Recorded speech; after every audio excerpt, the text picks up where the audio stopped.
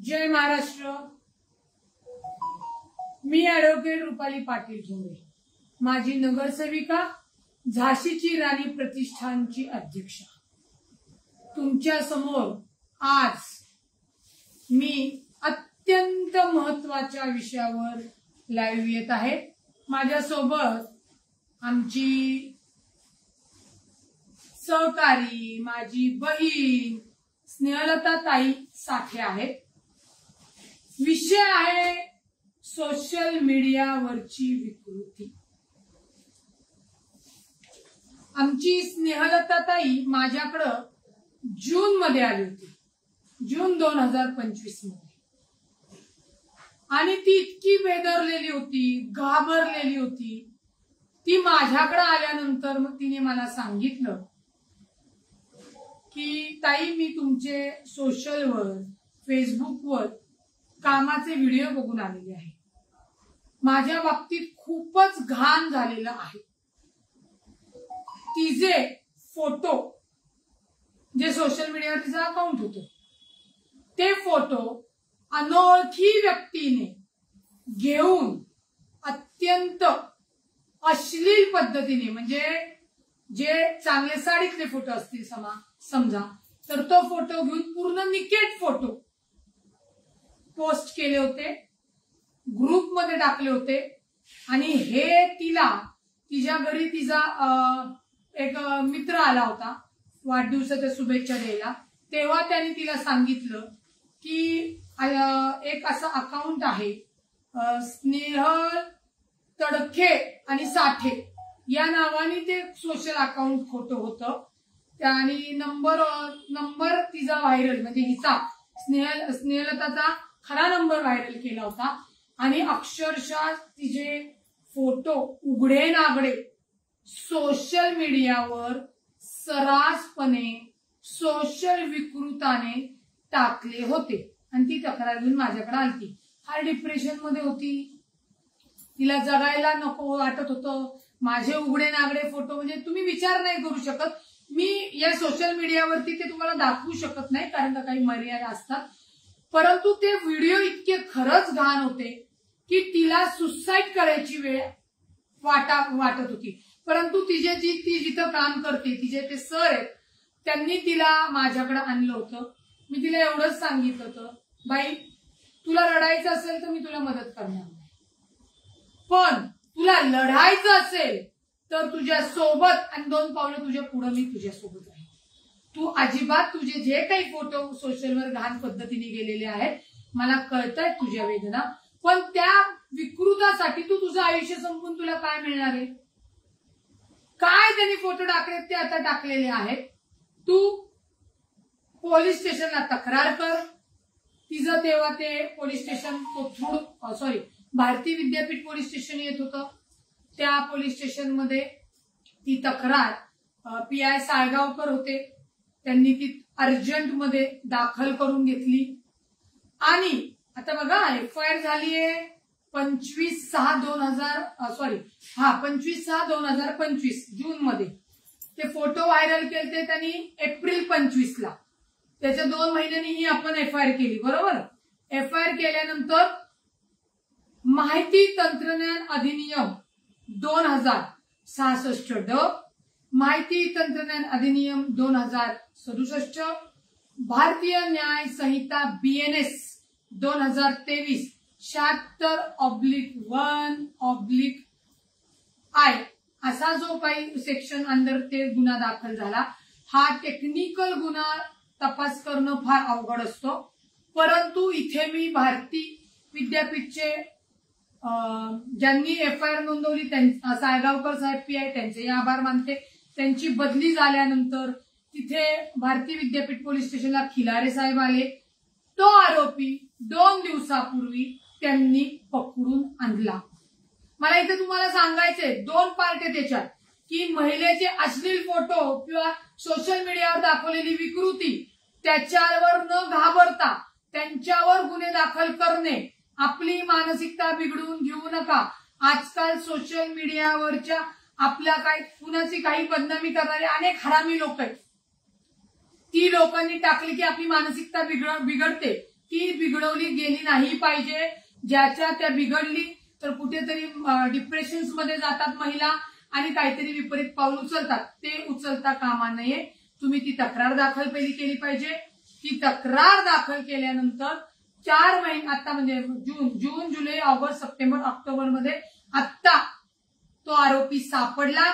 त्या आरोपीचा पूर्ण जो काही टेक्निकली तपास पेपर सगळे घेतले.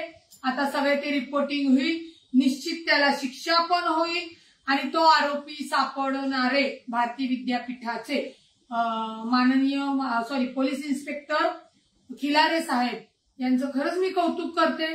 आणि हा तो आरोपी आहे. जर या नराधमाने माझ्या सहकारी भगिनीचे माझ्या माता भगिनीचे निकेड फोटो टाकताना विचार केला नाही तर या भडव्याचा चेहरा तुम्हाला दाखवणं गरजेचं आहे. कारण का ह्या माणसामुळे माझी भगिनी एवढी डिप्रेस मध्ये गेली होती. ती जर माझ्याकडे आली नसती तर तिने आत्महत्या केली असती. मग मी न्याय कोणाला दिला असता. आणि आज ती तेच सगळे रिपोर्ट घेऊन म्हणजे FIR आणि हे घेऊन माझ्याकडे आली. त्या केसचं तिने हा सगळा मला जे काही अपडेट्स आहेत ते सांगितले. आणि पुढे काय अजून तिला तिथली माहिती पाहिजे होती काय होणार काय नाही. त्याच्यासाठी या सगळ्या गोष्टी मी तुमच्या समोर लाईव्ह आणल्या. पुन्हा सांगते, सोशल मीडियावरची विकृती जर संपवायची असेल सुरुवात आपल्यापासून करा. कुणीही सोशल मीडियावर कुणाचीही परवानगी घेतल्याशिवाय व्हिडिओ टाकू नका. बनावट व्हिडिओ करू नका. कारण का सोशल मीडियाचा कायदा सायबर ऍक्ट प्रचंड इव्हिडन्सनी आणि प्रॉपर आहे. त्यांनी शिक्षा होणार म्हणजे होणार.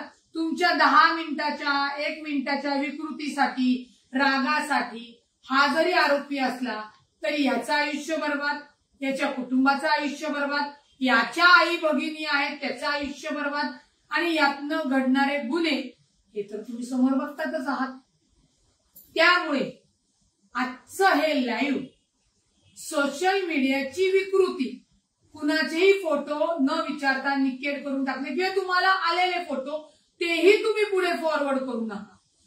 ज्यांनी केले त्याच्यावर तातडीने पोलिसात तक्रार दाखल करणे आणि आपण विकृत पोस्ट करू नये ही सुरुवात आपल्यापासून करणे.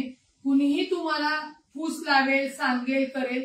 जर तुम्हाला त्याच्या शिक्षा आणि परिणाम भोगायची तयारी असेल तर मग तुम्ही तुमची विकृती पोहोचू शकता. आता ही बिचारी आहे, ही जे फोटो देऊन हिला मी जो काही कायदेशीर सल्ला दिला तो केला. जर याच्या जागेवर एखादी महिला असती तर तिने समदान पुण्यातला असता तर मी याच्या घरी जाऊन तिचे जे फोटे आहेत ते याचे खरे खरे फोटे काढून सोशलला व्हायरल केले. ती संपली गेली पाहिजे हाच एक उद्देश आहे. त्याच्यामुळे स्नेहलताशी पण तुम्हाला मी बोलायला देणार आहे की तिला काय वाटते आणि तिचं म्हणणं काय आहे. तर स्नेहलता बोल तू. हातात धर या आरोपीचा. हाच आरोपी म्हणा, हाच तो नराधम कुत्रा आहे. मी स्नेहलता साठे. एप्रिलमध्ये याने माझं फोटो फेसबुक वरून घेऊन जे माझ्या बहिणीचे होते माझ्या रिलेटिव्हचे फोटो होते ते सगळे एडिट करून घाण मला तो मेसेजेस वगैरे घाण करत होता. आणि पोलीस मी ऑनलाईन कंप्लेंट करून सुद्धा पोलीस माझं काहीच ऐकत नव्हते. तेव्हा मी रुपाली ताईंच्याकडे आले तेव्हा त्यांच्या सांगण्यावरून FIR घेतली आणि आता 4 महिन्यानंतर त्याला पकडले. समाधानी आहे का पकडले? अजूनही इमोशनली काही होत नाही. बोल. आता त्याला पकडलेलं आहे आणि तिचं म्हणणं होतं की त्याला पकडून ठेवलं होतं आणि संध्याकाळी सोडलं. तर मी तिला ती गोष्ट सांगितलेली ती कायद्याची प्रोसिजर आहे. त्याच्यामध्ये त्याचा अकाउंट सुद्धा जे काही फोटो तिचे असतील ते डिलीट केले जातील टेक्निशियन्स आणून. त्याच्यानंतर त्याचं जे अकाउंट आहे ते फेसबुकच्या याच्यावरनं तेही बंद केलं जाईल. परंतु मला स्नेहलताच्या या केसच्या माध्यमातून सांगायचंय, स्नेहलता सारख्या कुठल्याच मुलींनी जर आपल्या परवानगीशिवाय ज्यांनी घाण फोटो टाकले त्याला न घाबरता, न लाजता, समाजाची कोणती पर्वा न करता स्वतःचे स्वतः श्रीकृष्ण बनलं गेलं पाहिजे. एक लक्षात घे, सोशल अश्लील व्हिडिओ टाकणं हा कायद्याने गुन्हाच आहे. परंतु आपल्या समाजामध्ये सोशल मीडियाचा काही लोक गैरवापर करतात, तर त्यांना सांगणंही गरजेचे. त्याच्यामुळे सोशल मीडियावरती कोणाच्या दुसऱ्याच्याही परवानगी शिवाय त्यांची कोणतीच पोस्ट शेअर करू नये, अन्यथा आपल्यावर कायदेशीर कारवाई होऊन आपण तुरुंगामध्ये, जेलमध्ये बसताल. तर ती बसायची इच्छा नसेल तर हे करू नये. फक्त हा आरोपी एकदा बघा आणि याला जरा जोड्याने हाणा, म्हणजे हा परत कुठल्या माता भगिनीचे फेसबुकवरनं फोटो घेऊन नागडे उघडे फोटो टाकण्याची हिंमत करणार नाही. याला कपडे घातलेले असताना आपण नागडा करणं गरजेचे आणि बांबूचे पोकळ फटके देणं गरजेचे.